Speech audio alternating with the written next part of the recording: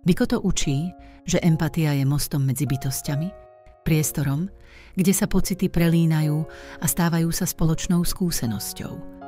No ak sa vedomie otvorí bez hraníc, môže stratiť vlastnú stabilitu v prúde emócií, ktoré nepatria jemu.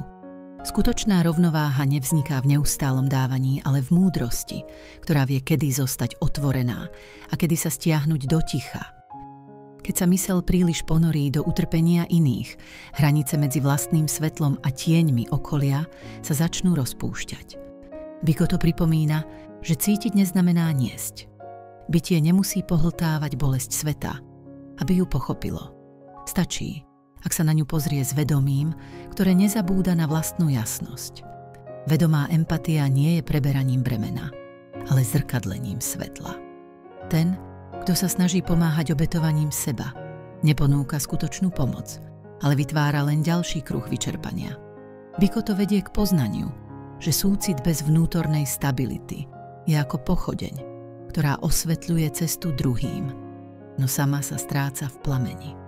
Rovnováha nie je vzdialenosťou, ale poznaním vlastných hraníc. Vedomie, ktoré vie, kedy otvoriť náruč a kedy si uchovať priestor pre seba, neprestáva byť súcitné. Práve naopak, jeho láskavosť získava hĺbku, ktorá sa neunaví a nevyčerpá. Biko to učí, že pravý súcit nie je v pohlcovaní bolesti, ale v schopnosti vidieť svet taký, aký je, bez straty vlastného stredu. Keď sa rovnováha stane prirodzenou súčasťou bytia, empatia už nie je záťažou, ale silou, ktorá sa rozlieva ticho, bez nároku na uznanie. A tam, kde sa súcit spája s múdrosťou, tam už únava nemá miesto.